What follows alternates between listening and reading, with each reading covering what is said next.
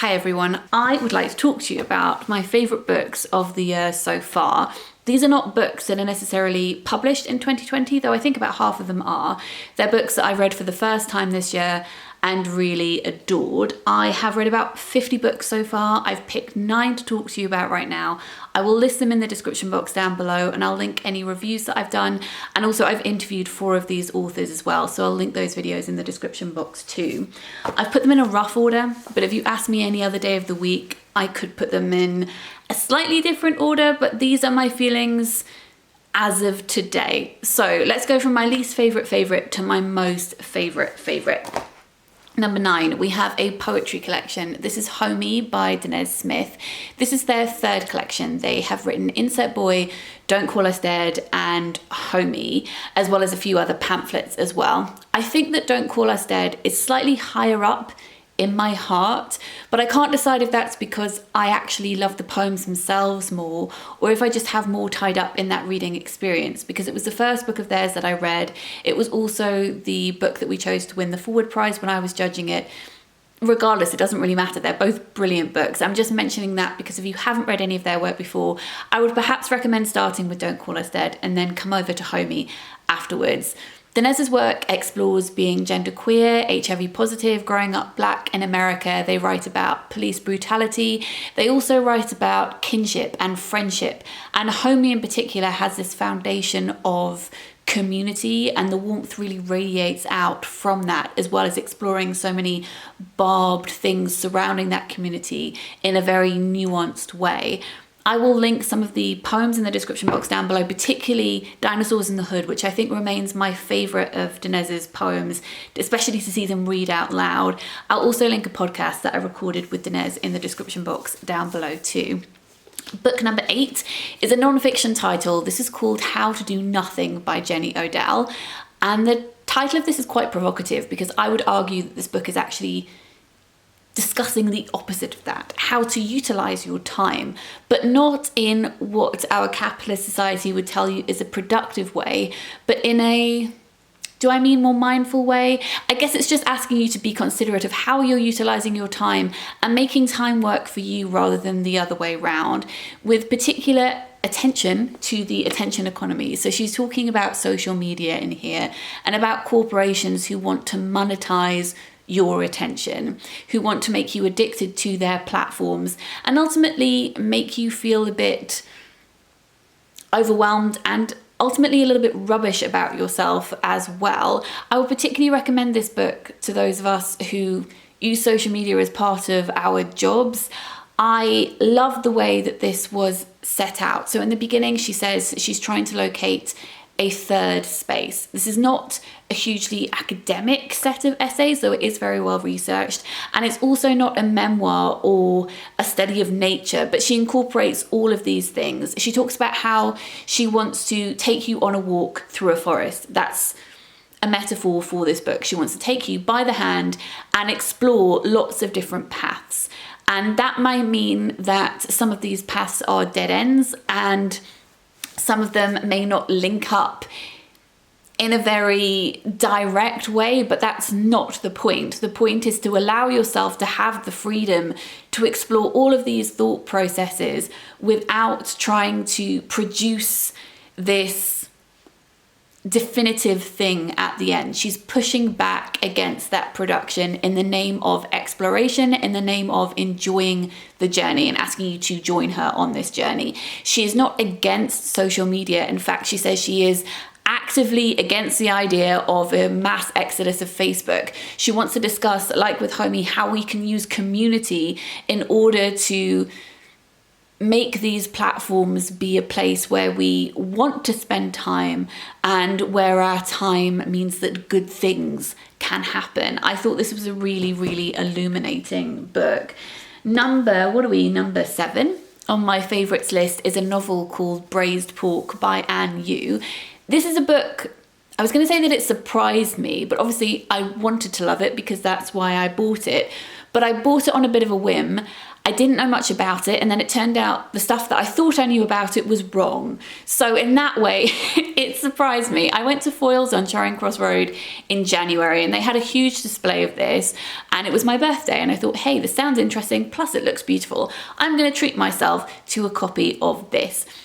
The blurb says that it's set in Beijing, and it's about a woman called Jia who finds her husband dead in the bathtub, and he has a note in his hand, and then the book goes from there. So I thought it was going to be a crime book, and it's not that. You could say it is a mystical crime-ish book, but if I was going to categorize it, crime is not the place where I would shelve it. In this, Jia not only finds her husband in the bath, but he has his face down in the water and the lower half of his body is up in the air. So he's at an angle. It's almost like he's trying to dive into the bath water, dive into and through the bath and get to the other side. And in his hand, it's not just a note that he has, it's a drawing that he has made of a fishman, so a merman. And so she's trying to work out what this means. It is a very allegorical book, and I think that's the reason that I loved it so much. I love analysing text, and there is so much to dissect in this book. It's all about feeling trapped in life, feeling like you're in life's aquarium, on display with everybody watching you, and you're trying to get through the glass and get to the other side. Jia is trying to work out what this imagery of water means. Her flat ends up feeling very tank-like. Her family are all keeping fish in their apartment too. She goes to a local bar in order to get drunk. So she is immersing herself in a different kind of liquid to try and get into the mindset that will help her solve this mystery. And she encounters lots of people who have heard of the fishman, are trying to get to him. And a member of her family has been reading Jane Eyre, which is all about feeling confined, not just Bertha in the attic, but Jane in the Red Room, and that duality of self. It's all about the duality of self, and also obviously Fishman is half one thing, half another. I love this book, and I hesitate to include a book that I read so recently because I only read this last week, because I do think you need distance from a book to see if it's got lasting power. But I really think that this one will, and the next one too, because I read the next one last week as well. So I really, really enjoyed this. The next one is a non-fiction book called In the Dream House by Carmen Maria Machado. I've heard nothing but good things about this one.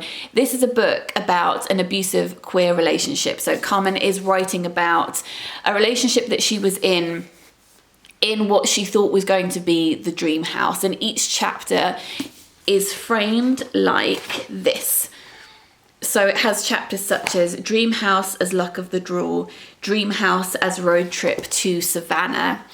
In this, she is deconstructing her past and talking about the motifs that we find in stories and fairy tales that can trap us in our own narratives. And I will talk about this more in my July wrap up, I think. I really want to process my thoughts more on it so I can talk about it more articulately, but it's definitely going to be a favourite of this year. Well, at least this year so far. We'll see if it's one of my favourites of the year as a whole when we get to December, but I have a feeling it probably will be. Book number 5 on my list is Hamnet by Maggie O'Farrell. This is, I think, the third novel of hers that I have read. Definitely my favourite. I also loved her non-fiction book, I Am, 17 Brushes with Death, and it felt fitting that this should come after that because this also is an exploration of death too. This is about the death of Hamlet, who was William Shakespeare's son, but it's not focused on Shakespeare. In fact, his name is not mentioned once within this book. We encounter him as a husband and a father rather than as the writer William Shakespeare. And so we see his family life, we see his twin children as well as his other daughter and his wife Agnes. It's focused on Agnes's relationship with nature and how society see her as almost witch-like because of that connection that she has. She thinks that her husband has gone to London to sell gloves, which is what Shakespeare did initially. She has no connection with his writing career at all. And therefore, what I think is really magical about this book is whatever knowledge we bring of Shakespeare to the page, which might be very little, but whatever knowledge you have about Shakespeare's plays, it's going to be more than Agnes, his wife, has of his work. And therefore you can fill in the silences, the gap in the knowledge that she doesn't even know is there. And that is so heart-wrenching, that she doesn't know what her husband is up to in London.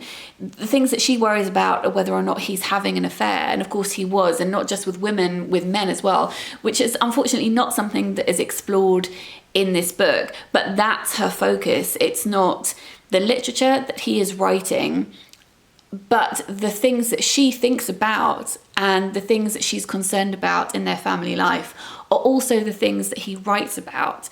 And therefore you can see how similar this book presents the way that they approach life and examine things, but that communication between them is lost because she doesn't get to see his work, apart from at one point in the book, which I will not spoil.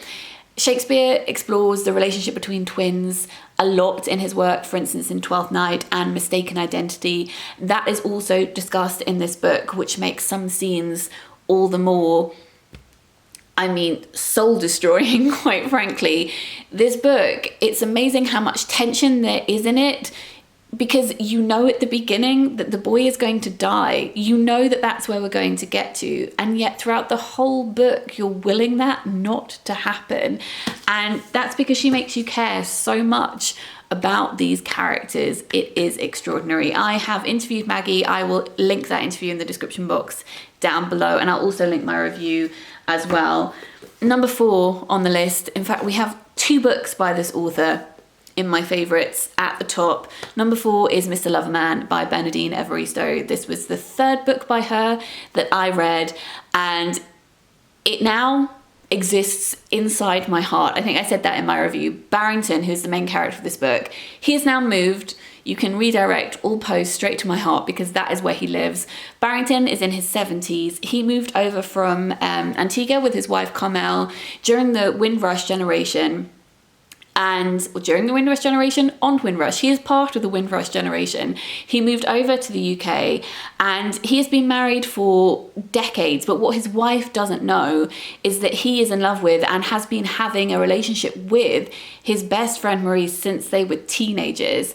He also lives in the UK now, and Barrington is trying to decide whether or not he should leave his wife in order to spend the remaining years of his life with the man that he deeply, truly loves.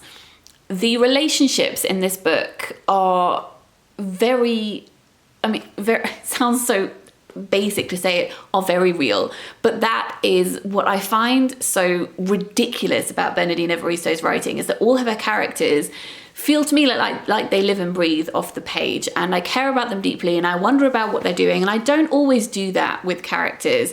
You know, in the moment when I'm reading it, I can believe that they exist, but often when I close a book, they stay inside that book. Her characters don't do that for me. In all of the books of hers that I've read so far, they have lingered, they have existed. I have imagined them living their lives after the book has finished, and I just think that that is absolutely joyful. Book number 3 on my favourites pile is The Other Bennet Sister by Janice Hadlow.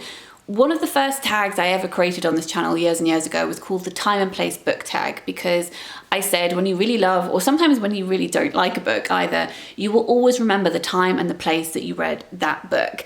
This book I actually listened to when we first moved into this flat, and I was painting, I was decorating everything, and I wanted a big audiobook to lose myself in as I was doing that, and this delivered. So I will always associate that book with, I suppose, creating a home, and I think that's a lovely feeling to associate with a book. This is an extension of Pride and Prejudice. It's a retelling, it's from Mary's point of view, and the first third maybe is set during the time of Pride and Prejudice, and then the rest is set afterwards, and we get to see a whole other side to Charlotte and to Mr. Collins and to Mr. Bennet as well, the father of the family. I think because you see Pride and Prejudice from, not from Lizzie's point of view, but the book definitely sides with her, and her father acts favourably towards her. I always had quite a warm feeling towards Mr. Bennet. But if he doesn't feel like he has time for you, he's really quite cruel. And in this book, we see how he is quite cruel to Mary, as well as to his wife as well. And that isn't something that twists the original story, because that framework is already completely set up by Austen. It's just taken in a new direction, and I found that so refreshing and interesting. I truly believe that this was a book that Austen herself could have written. It felt canon to me, and the audiobook experience was so wonderful. I think it's read by someone called Kristen Atherton, and all of the voices were absolutely, well, again, I'm going to use that word, joyous. So many of these books have filled me with joy, and that is really what we need in these times that we find ourselves in. It is paced really well. It made me long for the Lake District as well, and it really also paved the way for me deciding to read out Pride and Prejudice on Instagram Live during the beginning of lockdown, and that was an experience that I loved as well. So that is now inextricably tied up in my reading experience of the other Bennet sister, and everyone else that I've recommended this to has also really enjoyed it. So if you're thinking about picking it up, I very much recommend it. Book number 2 on my list is Girl, Woman, Other by Bernardine Evaristo. I have already read this book twice, even though I only read it for the first time about a month ago. I read it in physical form first. I revisited it on audio. It's so rich and intricate. It's like a tapestry. It's one of those books that no matter how many times you read it, I think you're always going to notice something else about it. And I love that about books, where they can, no matter how much attention you're giving them, they can always hide something, hold something back, so they have something extra to give next time. It's a book that reads like a play, which is very apt, because we open with a character called Amna who's opening a play at the National. It's split into 5 sections which feel like 5 acts, and in each of the first 4 sections we're introduced to 3 characters, 1 girl, 1 woman, 1 other, though the labels could change between those 3 characters. And then the 5th section is called the after party.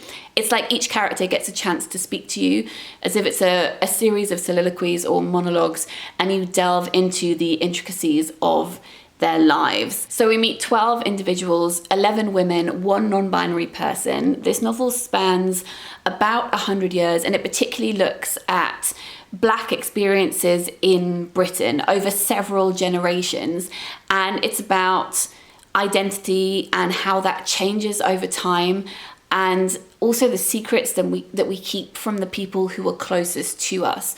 So it's a real privilege to see into these characters' lives. We'll get to know one person and feel like we really understand them, but then we'll move on to the next character in the book, and we'll get to see the person who we've just spent time with in a completely different light, because the character that we're now talking to does not know everything about the person that we have just left behind. And like with Hamnet, and also like with Mr. Loverman, the secrets that are hinted at, the silences, the gaping holes that are standing between people that those people can't even see, make the reading experience here so heartbreaking, because you want to reach through the page and tell them all the things that they don't know. I loved it so much. I've also interviewed Bernardine Evaristo, which was an absolute pleasure, so I will link that interview in the description box down below, and I'll also link my review of Girl, Woman, Other down below as well. So we come to my favourite book of the year. I read it in March. I have not stopped thinking about it, and that is The Batroc by Evie Wyld. I've loved Evie's previous books, particularly her second novel, which was called All the Birds Singing. It had such an innovative narrative structure. I'd never read anything like it before. We started in one moment, the next chapter was set just after that moment, the chapter after that was set just before. So essentially the narrative moved away from itself, and so we got to know a character in such a non-linear fashion. It was fascinating. I've therefore been eagerly anticipating her next novel, which is this one. This doesn't have an odd narrative structure, but it does have a complex structure in the sense that all the imagery pulls together, and there are many different links that are very satisfying to uncover. But in essence, it is linear, but split into 3 different sections. So this is split into a section set in the 1700s about a woman called Sarah who's accused of witchcraft. It's set in the 1950s about a woman called Ruth who's recently married a man whose wife died, and she is stepmother to his 2 children, and she's trying to make them like her. And then in the present day we meet Vivian, who is clearing out Ruth's house, and she is trying to reconcile lots of different relationships in her life. It's about the othering of women. It's about violence against women. And it's about how women are vilified based on what society will call witchcraft. And that can be to do with sexuality. It can be to do with knowledge. It can be to do with, when I say sexuality, I mean wanting to assert yourself sexually, but also queerness as well. And she uses magical realism, ghost-like elements to link all of these people, as well as a sense of place, because it's set around the Bass Rock, which is in Berwick in Scotland. And it is exploring that sense of wildness within women, how women can feel so much like an island who've been rejected from the society surrounding them. This felt like a combination of all of my favorite things in books. I did a video called was it called Book Maths or something like that, which was not an original idea. Other people have done that, but essentially where you come up with an equation for a book. So this plus this equals that. And to get this book, you would add Ali Smith, which very much felt present in the modern day sections of the book, where Vivian encounters a woman who basically invades her life and tells her things about society in Scotland and makes her feel enlightened. That happens a lot in Ali Smith's novels. I would also add elements of Sarah Waters. The middle section with Ruth, set in the 1950s, felt very much like The Little Stranger by Sarah Waters. These eerie historical queer elements, and also Fleabag as well, which felt like some of the modern day sections, the sister relationships, felt very akin to Fleabag. It was just full of my favorite things, like a book trifle of my favorite things, and I can't wait to reread this book. I also did an interview with Evie Wyld, which I will link in the description box down below, along with my written review of this book, which was probably more coherent than this over-enthusiastic outpouring that I just presented to you. So those are my top 9 books of 2020 so far. I've read some great books this year. I would love to know what your favorite books of the year have been in a comment down below, and let me know if you have read any of these, or if after watching this video you are keen to pick up some of these. I hope that you're all doing okay, and I will speak to you very soon. Sending lots of love. Bye.